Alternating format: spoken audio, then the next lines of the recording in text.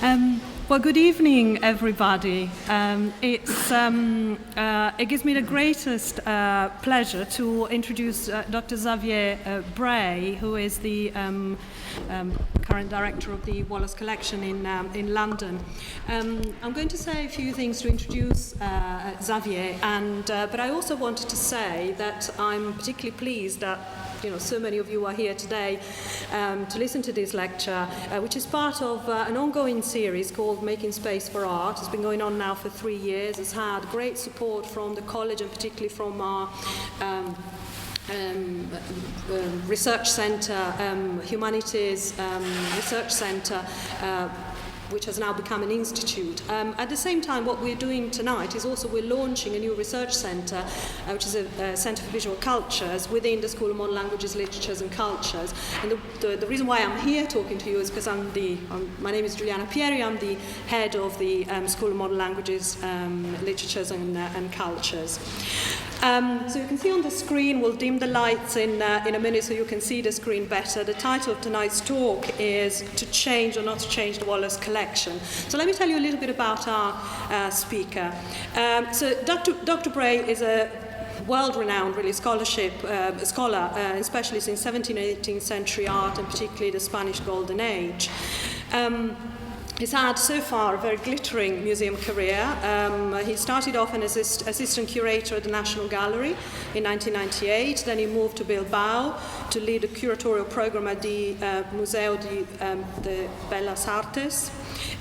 Sorry, my Spanish is pretty bad. In 2002, he returned to the National Gallery as head of Spanish art. And I'll tell you a little bit I'll do a list of some of the exhibitions that he did there, which I think were literally groundbreaking.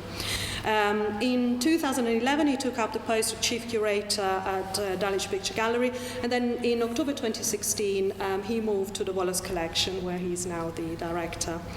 So he has curated and co-curated a number of exhibitions, which include A Brush with Nature, the Gere collection of oil sketches, an intimate vision, Women Impressionists, a fabulous show on Greco at the National Gallery, the equally fabulous Caravaggio, the even more fabulous Velázquez, and probably one of the shows that for me really encapsulated a real change in the kind of taste of the British public, which is a Sacred Made Real, Spanish painting and sculpture, 1600-1700. And then the last exhibition, perhaps I should mention, is the Goya, the portraits. So when I was saying about this kind of almost like game-changing exhibition, that's not something that I say lightly. I mean, Dr. Bray has been, in my view, the kind of single most important curators to change our taste, which I have to say in this country was predominantly sort of focused on the Italian Renaissance, onto the Golden Age and Spanish art, and really sort of shifting the attention from the kind of 15th to the early 16th century onto the late 16th and 17th century, and really sort of bringing back the kind of Baroque and other genres very much, and other movements very much onto the kind of wider sort of public and the map. So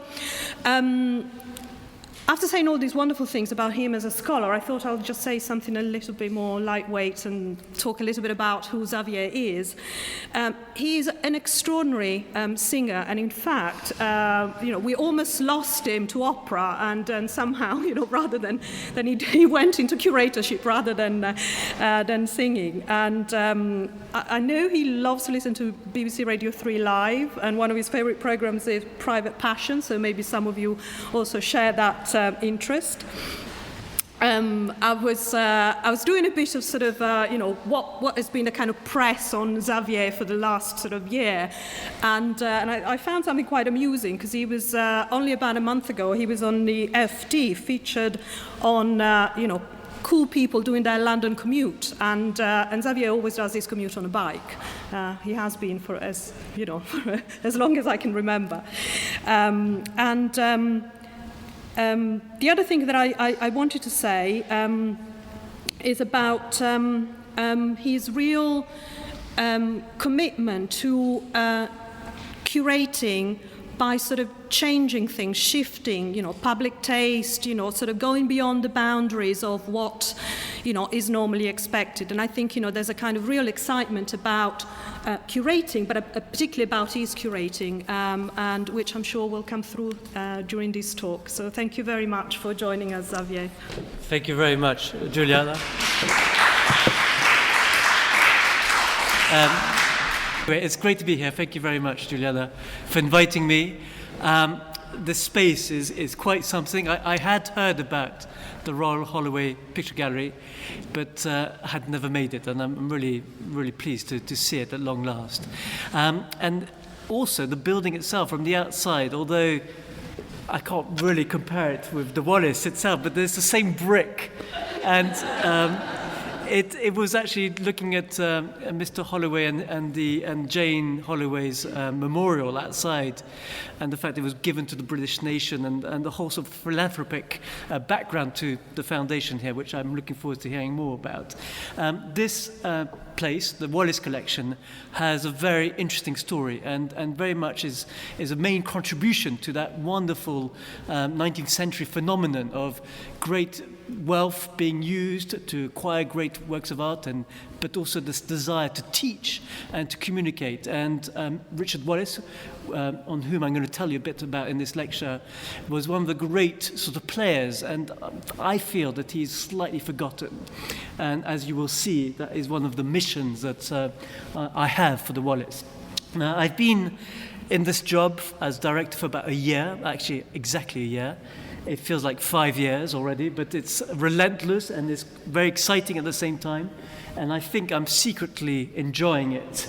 But there is a lot to do. And when I first thought about applying for the job, I really wasn't sure, mainly because from the outside, when you think about the Wallace, you think of a great sort of collection, but a collection that is very much stuck in time, very static, that not much happens. Of course, things do happen at the Wallace, but never really at the forefront of British museum culture. And yet, it is in central London, it is a national museum, and as you'll see, it is probably one of the greatest collections ever. However, it is still relatively unknown. And taxi drivers still drive past it and say, that's the hidden gem of London. No, that's where the Laughing Cavalier lives. And that's all they say about it. But let me try and enlighten you. We are in this wonderful square, Manchester Square. Unfortunately, we don't have the keys to the private square. So it means that this whole area is inaccessible, which is extremely frustrating, because can you imagine having a picnic or a cream tea on a lovely summer's day in front of this beautiful house? Instead, we are pretty much like a roundabout, and when you go in front of it, you sometimes almost get killed crossing the road to get into the Wallace. But once you've made it, it's a bit like going into the Ritz. It's incredibly ornate, very luxurious, very beautiful, and it does indeed feel like the private home of somebody. And indeed, it was the home of Richard and Lady Wallace from the 1870s to about 1897.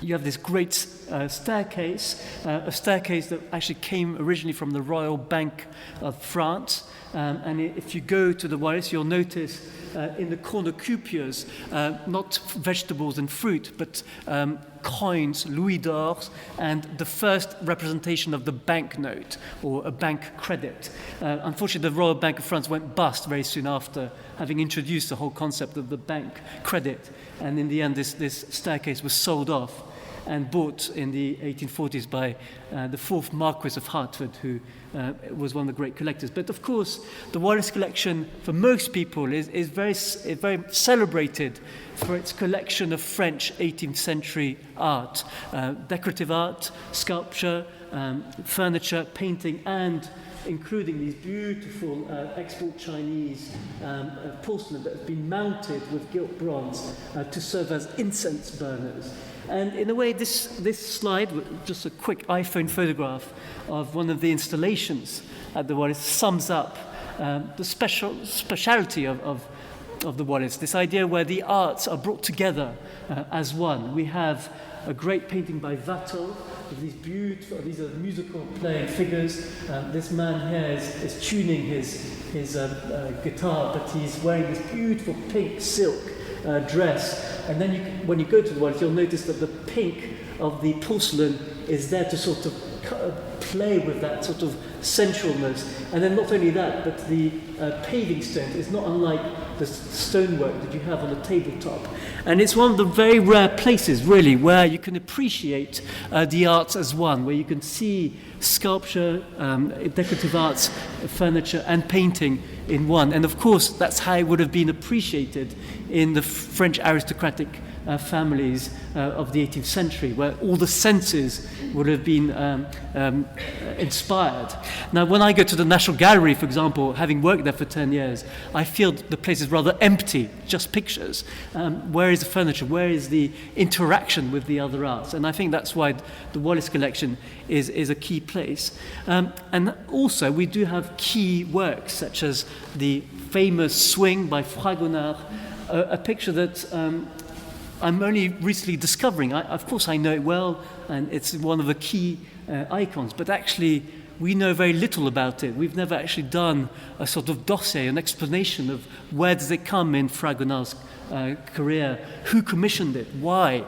It's always been seen as this sort of frivolous image of a young man having a great time seeing up his mistress's skirt as she swings up and down and lets her slipper slip off.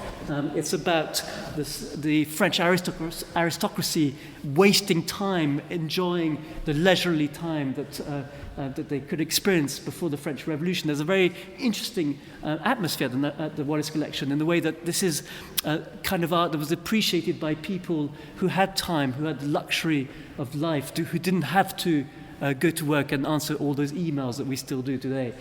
It's very much the sense of letting go. And this picture really sums it up very beautifully. But, interestingly, it also puts people off the Wallace Collection. A lot of people, particularly nowadays where we are much more into realism, a kind of frivolous picture like this is seen as kitsch or sugary or not the kind of art that one should be looking at. And it's been very interesting talking to contemporary artists, one of them being Catherine Yass, a video artist who absolutely hates this picture because it's all about the male look and the sort of rather secondary role that a woman plays in it. And yet she's fascinated by it. And that's something that I'm going to try and come back to, that this is a collection we should try and engage with.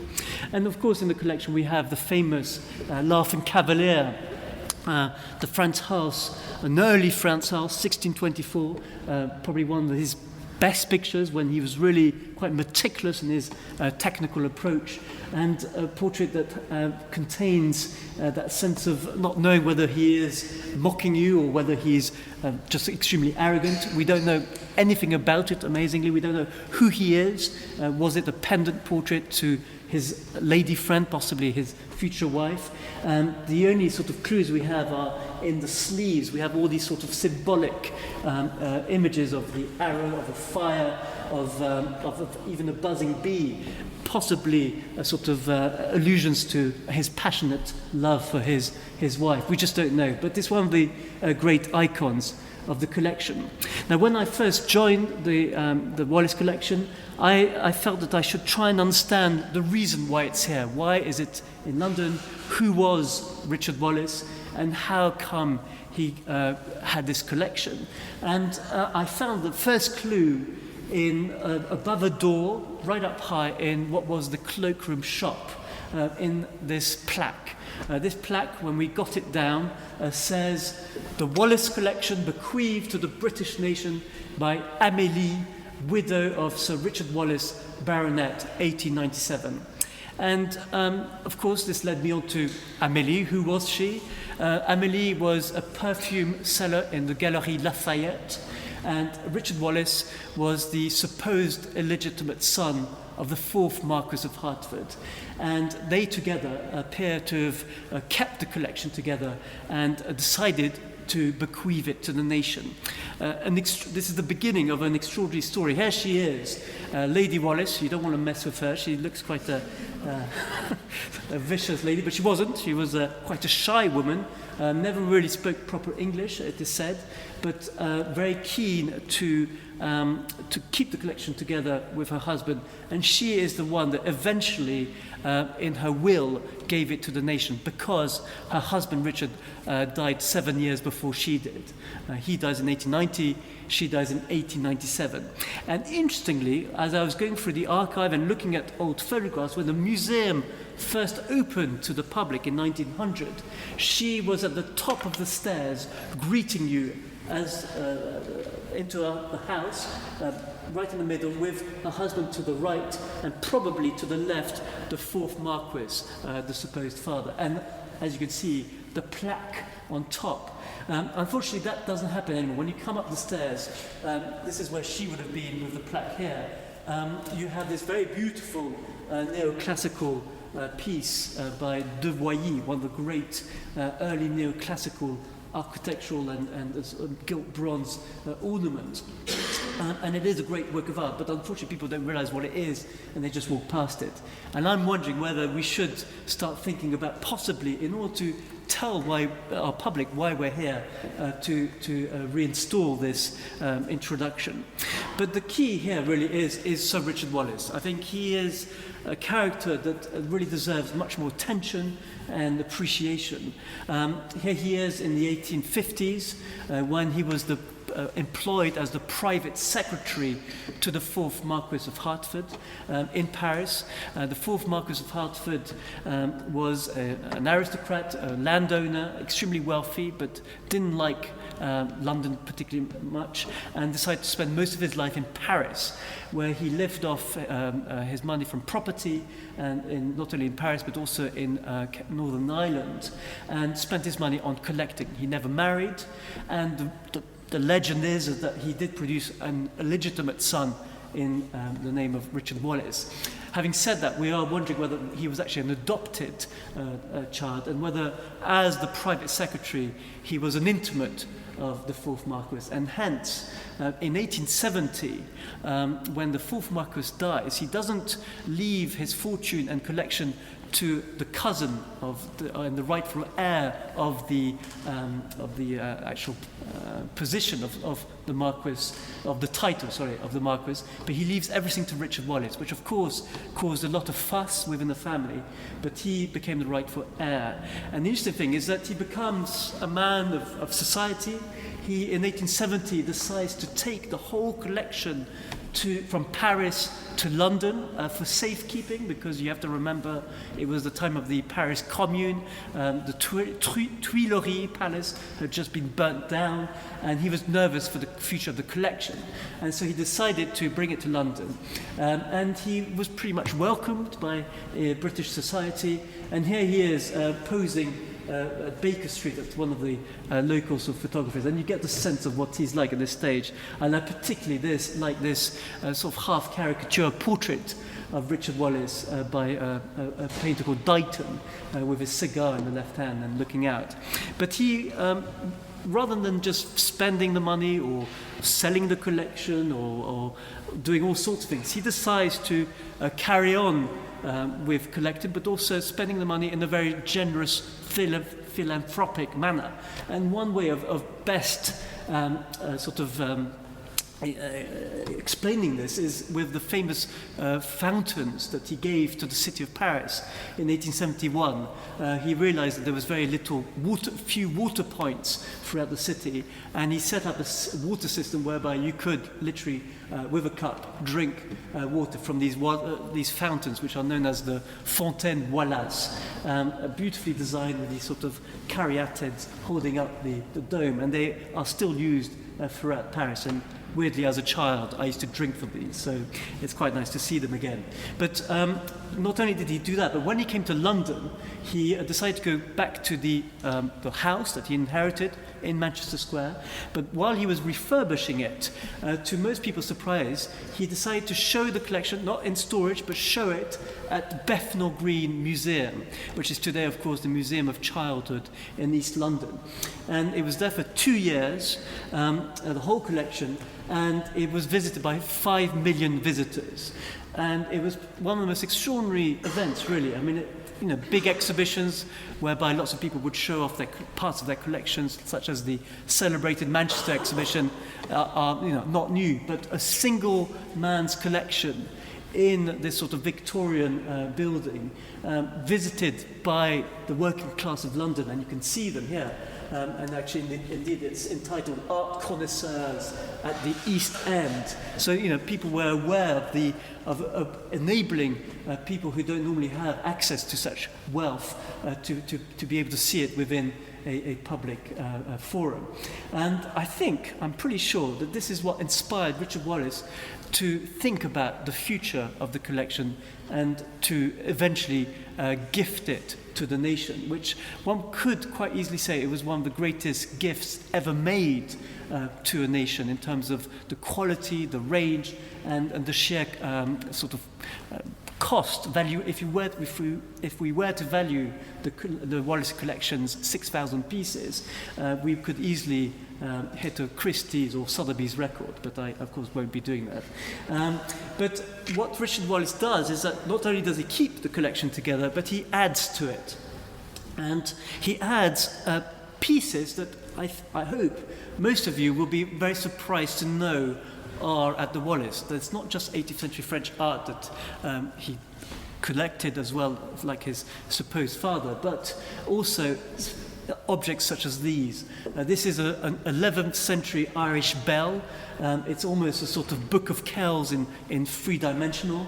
It's a bell used by the monks of the monastery of St. Mura in County Donegal to go and evangelize the pagans. And it's the most extraordinary piece because it would have been a bit like an iPhone today, where you could transport it and literally celebrate Mass wherever you felt like celebrating Mass. If you look very carefully, you will see that this is the crucifix here, the rock crystal is the body of Christ, and the remaining amber stone, which of course would have been here, and here are the wounds of Christ. And this would have been a portable altar, quite likely, used to convert, but also to celebrate Mass in the middle of an Irish swamp. And it might have even contained relics in this little cavity. So the most extraordinary object that Richard Wallace seems to have not just been fascinated by, but was ready to pay big money for. He also bought this extraordinary horn, a horn that is reputed to have belonged to St. Hubert. St. Hubert, the dissolute king who spent most of his time drinking and having fun with ladies and hunting. And one day, as he was about to shoot down a deer, an image of the crucifix appeared between the antlers. And this is the horn he was apparently blowing that day. And of course, in the medieval times, this was one of the most celebrated relics. And it's damaged, unfortunately. You've got the main part of the horn of the cow, but when you look at the decoration, you can see this early sort of Gothic decoration. But again, a piece that Richard Wallace acquired. And the piece that convinced me to apply for the job as director at the Wallace was this, an extraordinary gold head sculpture, life-size, of a Ashanti king. A piece of sculpture, probably the most important piece of sculpture outside Africa in a public collection. A piece that Richard Wallace bought in 1874 when Ashanti gold was being auctioned in order to help the widows of the men who had been fighting in present-day Ghana. So politically correct in terms of its provenance is probably not the right way to think about it, but it is one of the great objects that have survived and is now can be seen at the Wallace Collection. And I'm hoping very much to one day borrow more pieces, probably from present-day Ghana and other places to try and create a context around this extraordinary piece of sculpture that is at the Wallace. And then also Richard Wallace brought this little figure of the Christ child made out of rock crystal, but then decorated with gold filigree, a piece that was made in Goa by probably an Indian craftsman who probably did lots of Vishnus as a child, but could also bring his hand to making images of Christ as a good shepherd. And this is one of only 3 that survive in the world, which has this wonderful sort of fusion of Eastern and Western cultures. And again, we don't know too much about what Richard actually thought about his pieces, but there's no doubt that he was very well informed, very interested in social and anthropological matters, as well, of course, collecting on a very high quality.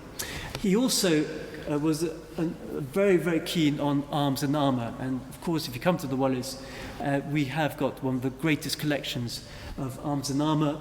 And this is how Richard Wallace exhibited his in the most extraordinary sort of, almost like a Scottish laird, with everything on top of each other. But he did curate it, he did put examples next to each other that related to one another. He was very interested in attempting to catalogue the works, and this is something that, interestingly, the Wallace Collection's armour is probably the best catalogue part of the collection. We've had great experts work on it. It's a part of the collection that we're very much hoping to refurbish eventually, so that it can be properly shown with proper lighting and treated more like real artworks. Because when you look at them in detail, and I have to admit, I'm now a convert to arms and armour, having been mainly a paintings person. I treat them as sculpture almost. And this is a great piece, a helmet by Konrad Helmschmidt, Augsburg arms and armour maker. And it's just the way that metal is being softened and manipulated to create these beautiful shapes within, and then these little bits of engraving and then the gilding. It's just the art form in itself is astonishing. And then you have this extraordinary Milanese armour with this wonderful point. And when you look at it properly, and unfortunately you can't really do that at the Wallace at the moment, it's against the wall, but if we were to light it properly and see it in the round, I wouldn't be surprised if a Tate curator thought it was a Brancusi rather than a piece of armour.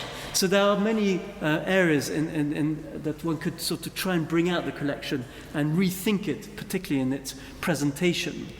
The gallery that Richard Wallace was very keen to introduce in his home was the Great Gallery, which had been basically a space above his stables. He kept the stables underneath, but he installed this large Great Gallery, which of course is still there. It's just been refurbished. It's not hung as intensely as he did, but I have to admit, looking at the way he hung his pictures is of great inspiration to possibly what we might eventually do. But in this room we have some of the great pieces of European art, ranging from Titian to Rubens, Van Dyck, Velázquez over there, and there are quite a few people in this slide, but most of the time, every time I go up there's about 4 or 5 people visiting it.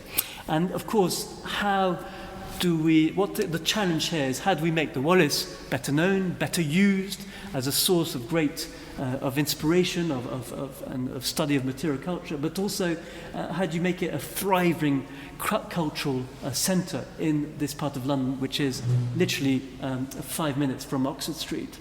And I suppose the way to do it really is, of course, respect the house quality, the idea that you walk into an intimate space, and it has to be said, compared to other museums in London, it's one of the most wonderful experiences to visit. There's no barriers, there's nobody telling you off. You can look at things and get very close to works of art. And you know, when you get into these smaller rooms, there's the sense of the domestic, and you can see great objects sitting on surfaces that they are likely to have inhabited in the past.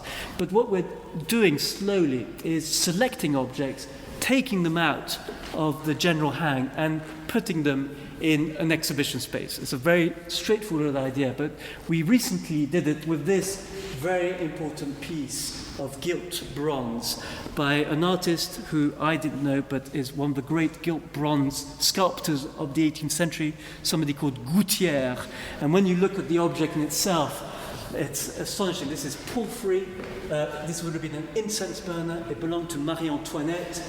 It's got this wonderful detail that is a mix of heads of sort of satyrs with wonderful noses, and then grapes, and then the snake that comes right down to eat from this, what appears to be a sort of forbidden fruit. And what we did is, in terms of designing, quite simply, the poster for an exhibition that we planned back in last spring, was to select a detail such as this, introduce the title. But when you look at the pieces that we had in the exhibition, we lit them as if they were lit by candlelight, and it's very difficult to reproduce the effects. But it was the most extraordinary experience to see examples of great French gilt bronze in a much more sort of neutral space, away from their interior decorated domestic spaces upstairs. And it has to be said, a lot of the curators were surprised to realize that some of these pieces belonged to the Wallace. They hadn't really engaged with them before, particularly these two iron, the sort of gilt bronze fire dogs that, of course, would have looked magnificent originally alongside a fire, but here seen almost as great sculptural pieces in themselves. And this is something that I'm keen that we continue to do. To the extent that I've convinced the trustees at the Wallace to extend our present exhibition space, which is relatively small, to actually triple its size, so that we can be a bit more ambitious in the kind of exhibitions we deliver, but also, I'm afraid, to also have a business plan attached to it, so we start charging admission. At the moment, we don't charge admission for the exhibitions we do, which of course costs money, but with proper sponsorship, I'm hoping to mount exhibitions such as this one here. This is the man who loved the Wallace in the 1920s and came to look at the armories was Henry Moore. He spent many hours drawing after the helmets, and particularly the Italian Renaissance helmets that I show you here on the right.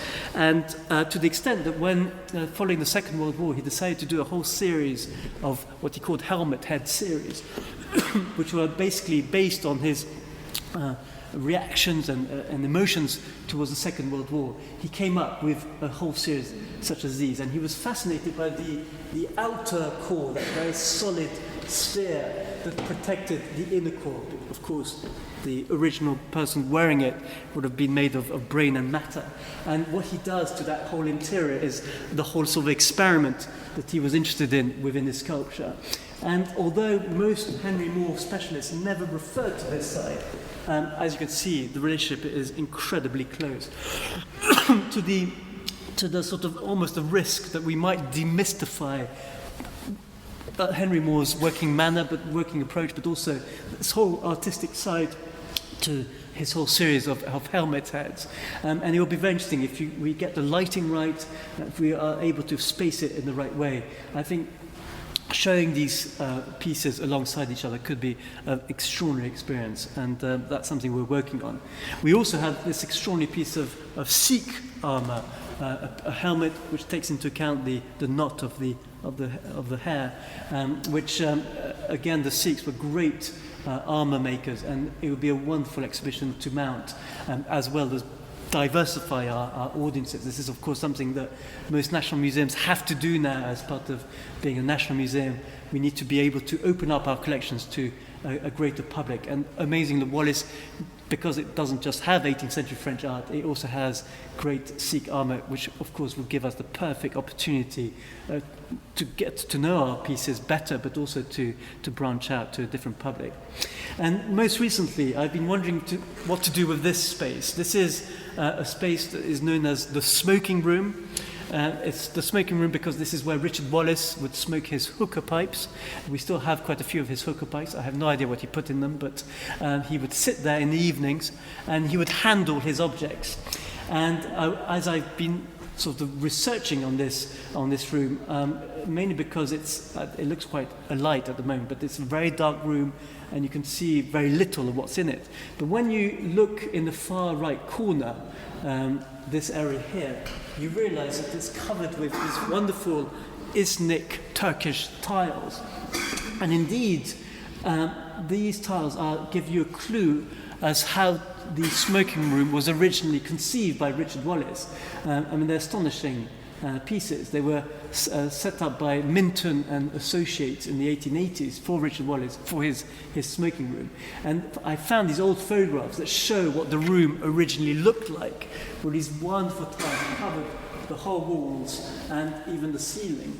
And it's very interesting to see what was in it and how it changed from the early 1890s to the 1930s, where you can see lots of pieces of armour, but particularly the Oriental collection of armour and these wonderful Chinese incense burners here. And it appears to have been a room where Rich Wallace wanted to sort of bring in the different cultures of East and West.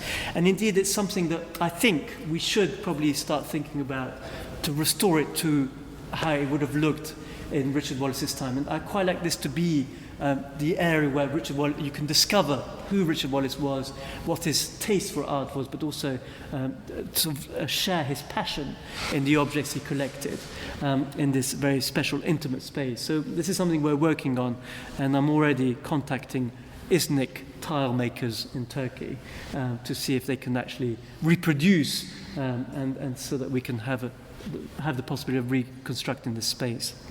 Now, another way of thinking about the Wallace, and that's something that was done previously by two directors back, was to engage with the contemporary. And of course, this is something, of course, I'm very interested in doing, but I'm interested in doing it well and properly rather than just ticking a box. But what was interesting is that this is a show that happened, I think, in about 2005, when Damien Hirst was, he wasn't invited, he invited himself to take over a series of rooms, and he said he would pay for the new fabric, which unfortunately we've had to live with ever since, in return to be able to show his work. And outside was this, I think it's a sort of polystyrene sculpture or resin sculpture of the famous écorché, this figure that has a flayed skin to show what lies beneath the skin, and it's a sort of rework onto Damien Hirst's work in itself. But this is what it looked like. Here's the wallpaper, which now has the Venetian paintings on, and I'm dying to get rid of it. But he had a whole series of skulls and opened up the space to have his pictures. And I'm quite interested to see what happens to the space when you take out all the pictures that hang from bottom to top, particularly in what is today the 19th century galleries. It's not unlike the lower tier of these galleries here. And it gives me, of course, many ideas of what we might be able to do in the future if we were to work with an artist that we could actually collaborate properly with. Anyway, of course, it had a great success, this exhibition, not in terms of critical success and actually people enjoying it, but it did attract many people to come and ponder on why the Wallace was doing this. What might have been a more successful show was when Lucian Freud, before sending his paintings to Aquavella in New York, decided to show them at the Wallace. I remember going to see this myself. And it was quite something to see these nudes in the galleries. And you can see the Dutch galleries in the distance, but then you can see Lucian's work amongst them. And that's, I think, a very interesting experiment to sort of suddenly bring in a live artist, he was alive then, within the gallery. And again, you can see how suddenly the rooms fill. So one could argue that these are kind of things that one could be doing in order to attract more attention. So I think the Wallace has many things to think about, whether we want to go down that route of the contemporary as well as go down the more traditional route of setting up exhibitions. Now, you probably all know that Lady Wallace's will, which I'm showing you here, says quite clearly what she wanted to happen to the collection, that she bequeathed it to the British nation, all the porcelain, bronzes and furniture that were all placed on the ground and first floors at Hertford House, and that the government should find a place, a site in the central part of London. Interestingly, she didn't say that the house came with the gift, it was just a collection.